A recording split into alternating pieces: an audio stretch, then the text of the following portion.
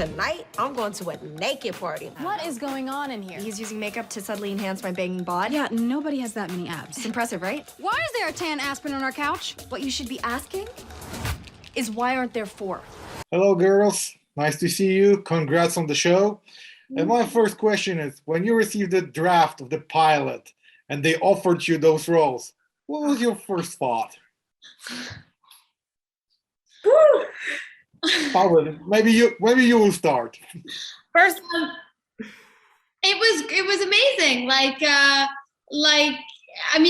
think we got the pilot before we were even cast, and you were reading it. I mean, I think we had very similar experiences where we were each reading the script and really felt something for the character for which we were being asked to read. Yeah. So it was like, oh my gosh.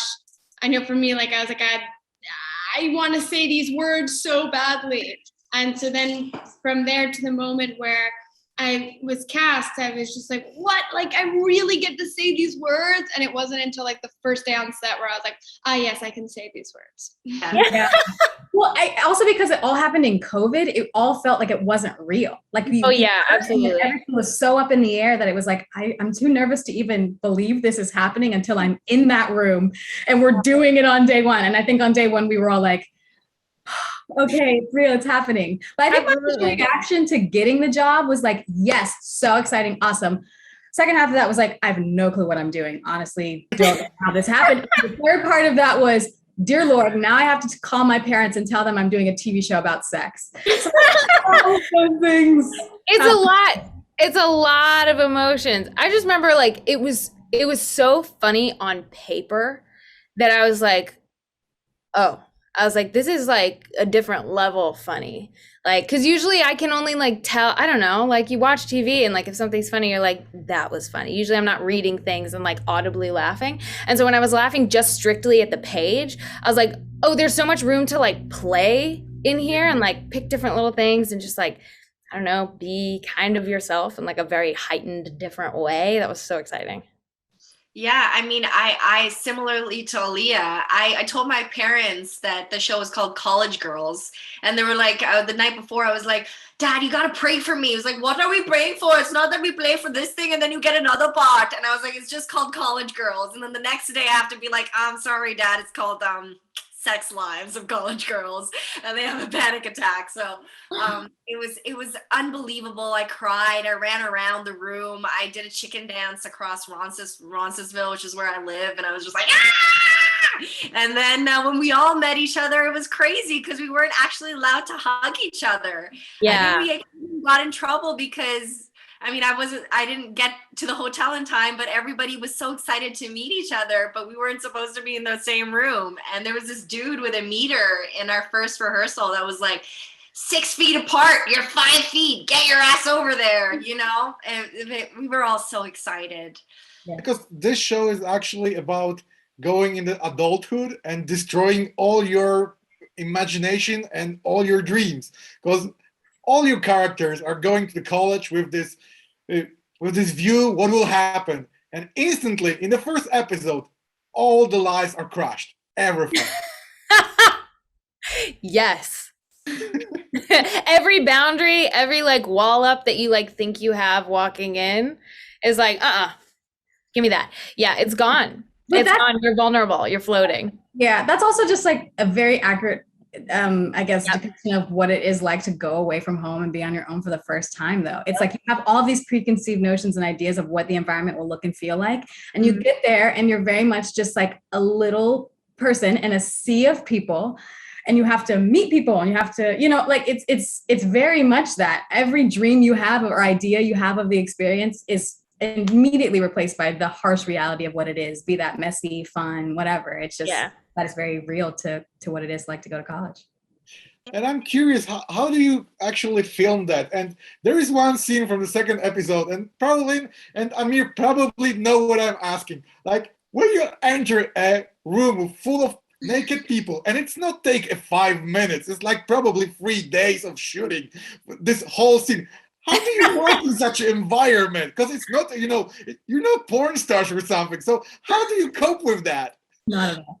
No, It was, I mean, I think it, I mean, I can only speak for myself, but no, Amrit and I had a lot of fun doing that. It was like, we had a lot of fun. It was exciting. It's kind of like, you know, it wasn't a gratuitous nudity and like an overtly sexualized sex scene. It was literally a naked party. These exist. And they just happen and they're fun. And what I love, like there were just like little details where like I remember the first time we saw the room full of background actors and there was a girl, like they all had shoes on.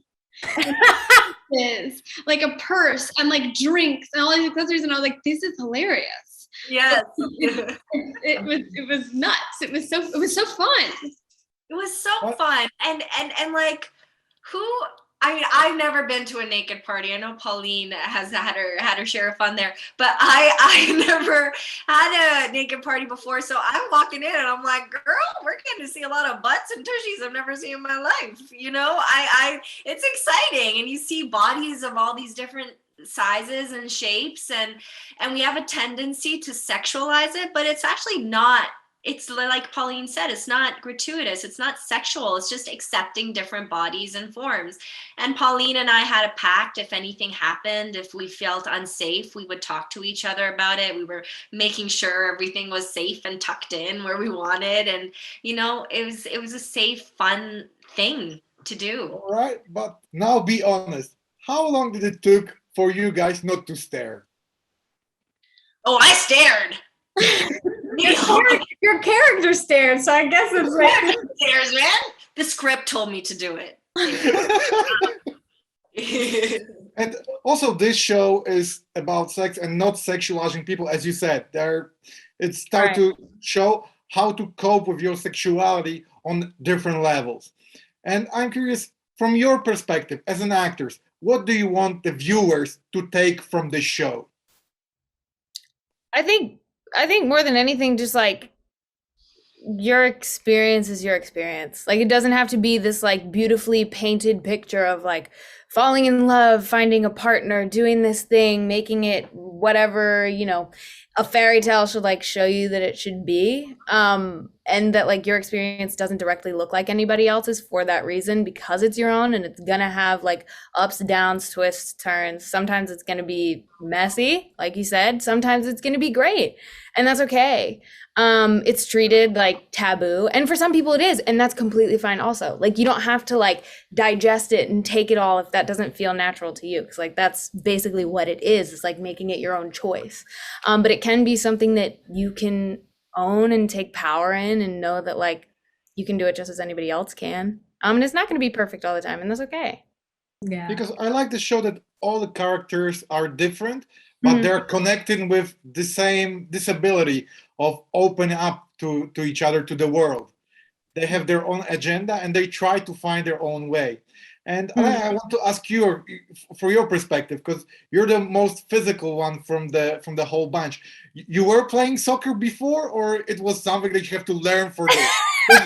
Because you look natural, and I'm curious. I would take that as a compliment. Okay, baby. Guys, no, I did not play soccer. Okay, I grew up. I played a lot of sports as a kid. I have ADHD, and my parents were like, we must occupy this child. Like, please keep her busy, make her tired. So I did like everything: volleyball, track, basketball, everything in the entire world besides soccer. It was like the one I didn't touch. And of course, Whitney had to be a soccer player. But luckily, like I worked with a trainer and who is very, very patient and very kind. And I actually ended up liking soccer a bit. It's hard. Build it. I could never pull. I mean, I wouldn't say that. It's just it's very difficult sport. And so I have so much respect for anyone who does it for real, because it is hard. We were filming a scene one night, and Aaliyah literally, like it was, I don't know, dark 30 hour. And we're all in the stands, and Aaliyah's on the field, and she's literally about to do her own stunt.